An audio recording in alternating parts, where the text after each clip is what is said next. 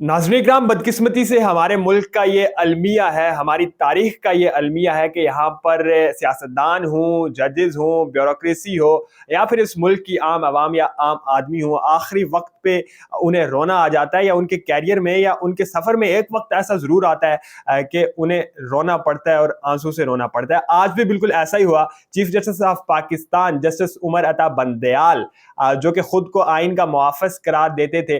जो कि मुख्तलिफ मामलात पे सो मोटो लेकर ये बात प्रूव करने की कोशिश भी किया करते थे कि वो आइन के साथ खड़े हैं। आज बिलाखिर उन्हें भी रोना पड़ा और एक मुतनाज़ा कैरियर के इख्तिताम पे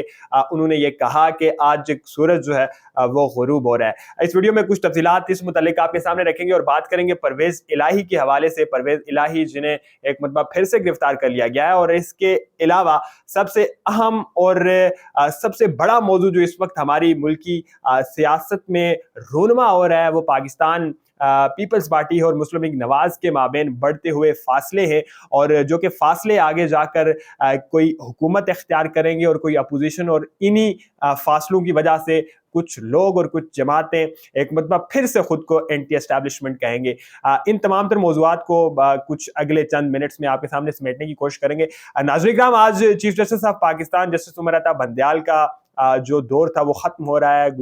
कल आने वाले कल जस्टिस कादी फ़ाइज़ ईसा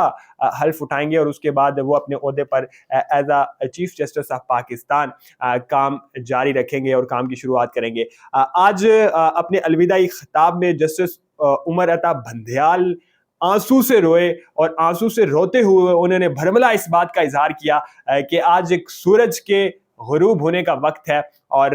उन्हें ज़ाहिर है एक ओहदे के साथ होती है, आपकी एक अफेक्शन होती है, और फिर उस ओहदे पे रहकर आपने जो काम किए हों वो उस अफेक्शन से ज़्यादा मानी रखते हैं। लेकिन जस्टिस उमर अता बंदयाल जैसा एक ऐसा किरदार, जिन्हें एक ऐसा टेन्योर मिला जिसमें बहुत सारे मामलात किए जा सकते थे, बहुत सारे काम किए जा सकते थे, बदकिस्मती से वो नहीं कर पाए। आज उन्हें रोना आ रहा है, और रोना भी इस बात पे आ रहा है कि वो अब बेबस हो जाएंगे, वो बेख्तियार हो जाएंगे, और वो सो मोटो पावर्स और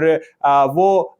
खुसूसी किस्म के इख्तियारात जिनका इस्तेमाल करते हुए वो कभी ब्यूरोक्रेसी को अपनी अदालत में तलब कर लिया करते थे, और कभी हुकूमती हलकारान को अपनी अदालत में तलब कर लिया करते थे, वो अब उनके पास नहीं रहेंगे। लेकिन उनके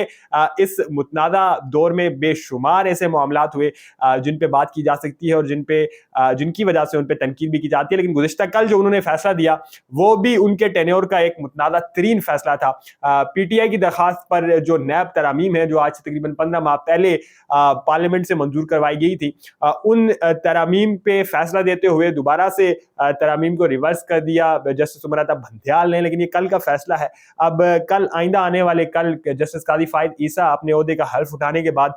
जो सबसे पहले केस सुनने जा रहे हैं वो केस 184 बी का मेरे ख्याल से होने जा रहा है, और उसमें ये डिसाइड किया जाएगा जो पार्लियामेंट ने कानून साजी के तहत सुप्रीम कोर्ट और अदालत उज़्मा के इख्तियारात के मुतालिक जो कानून साजी की थी उन पे नजरसानी होगी, चूंकि जस्टिस उमर अता बंदयाल ने उस पर भी स्टे दिया था। बरकैफ कल जस्टिस उमर अता बंदयाल ने वो फैसला दिया जिसकी वजह से तमाम तर सियासी जमातें, पाकिस्तान के तमाम तरह सियासतदान एक मरतबा फिर से नरगे में आ सकते हैं। नैब का वो काला कानून जो कि एक डिक्टेटर की पैदावार है, नैब का वो इदारा जो कि एक आमर ने इसलिए बनाया कि सियासतदानों को जो है वो उन्हें कंट्रोल किया जा सके, उन्हें अपनी मर्जी के मुताबिक चलाया जा सके, उस कानून को दोबारा से इन्होंने बहाल किया, और उसमें जो तरामीम थी वो खत्म हुई। बरकफ अब रोने से तो कुछ नहीं होने वाला, कुछ काम करके गए होते तो वो एक अलग बात थी। परवेज इलाही के जो कि हर गिरफ्तारी के बाद रिहाई और फिर रिहाई के बाद एक और गिरफ्तारी, परवेज इलाही पंजाब की सियासत का, पाकिस्तान की सियासत का एक ऐसा किरदार जो कि एस्टैब्लिशमेंट की आंख का तारा, जो कि हमारी मिलिट्री एस्टैब्लिशमेंट का इतना अजीज कि उसके बगैर जो है वो बहुत सारी हुकूमतें नहीं बन सकती थी। हमें देखने को मिला जब काफ लीग 2000 की दिहाई में हुकूमत में लाई गई, इक्तदार में लाई गई, तो किस तरह से उस वक्त नैब को इस्तेमाल करके सियासतदानों को धकेल कर काफ लीग में शामिल किया जाता था। वही परवेज इलाही जो एक वक्त पाकिस्तान के डिप्टी वजीर आज़म थे, जिनके लिए डिप्टी वजीर आज़म का ओहदा तख्लीक किया गया, आज वो बार बार गिरफ्तार हो रहे हैं। और बड़ी हैरत अंगेज बात की है कि वो अपने بیانیے کے ساتھ اور اپنا وہ نظریہ جو کہ جسے وہ کہتے ہیں کہ وہ عمران خان کے ساتھ کھڑے ہیں اس کے ساتھ ابھی بھی پوری طرح سے کمیٹڈ ہے۔ برکیف ایک روزہ جسمانی راہداری ریمانڈ پر وہ اس وقت لاہور منتقل ہو چکے ہیں اور اینٹی کرپشن لاہور کے پاس وہ اس وقت موجود ہیں۔ کل نہیں بلکہ پرسوں انہیں دوبارہ سے عدالت میں پیش کیا جائے گا۔ لیکن پرویز الہی کی اس طرح کی گرفتاریاں ایک بہت بڑا پیغام ہے، ایک بہت بڑا سبق ہے، اور طاقتوران جو ہیں، فیصلہ ساز جو ہیں، انہیں اس سے سبق حاصل کرنا چاہیے، چونکہ پرویز الہی جو کہ ایک وقت تک مقتدرہ کا اتنا اچھا دوست اور ایک اتنا وفادار ساتھی تھا جو کہ ان کے کہے کہ بغیر ایک سانس تک نہیں لیتا تھا، وہ شخص آج عمران خان کے ساتھ کھڑا ہے اور وہ اپنی کمٹمنٹ کو پوری طرح سے نبھا رہا ہے، اور وہی شخصیت جس کی پاپولیرٹی تقریباً ختم ہو چکی تھی اب دوبارہ وہ کھل کر اور اٹھ کر سامنے آ رہی ہے۔ ناظرین کرام، پاکستان پیپلز پارٹی اور مسلم لیگ نواز جو کہ عمران خان کو اقتدار سے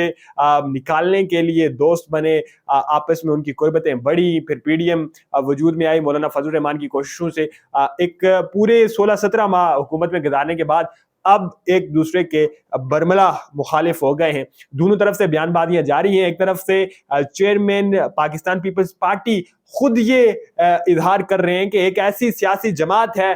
جو کہ دیگر سیاسی جماعتوں کے لیے لیول پلینگ فیلڈ نہیں چاہتی، اور دیگر سیاسی جماعتوں کو منظرنامے سے غائب کیا جا رہا ہے، منظرنامے سے ختم کیا جا رہا ہے، ان پہ بری طرح سے شکنجے کسے جا رہے ہیں۔ اور ٹھیک اسی وقت پہ وزیر اعظم پاکستان، نگران وزیر اعظم پاکستان بھی یہ اپنے خیالات کے اظہار میں کہتے ہیں کہ پاکستان کو رول کرنے کے لیے ون پارٹی سسٹم ہونا چاہیے، اور ٹھیک اسی وقت میں اب پاکستان مسلم لیگ نواز کے قائد نواز شریف 21 اکتوبر کو واپس وطن لوٹ رہے ہیں۔ یہ ایک نئے باب کا آغاز ہے پاکستان کی تاریخ میں،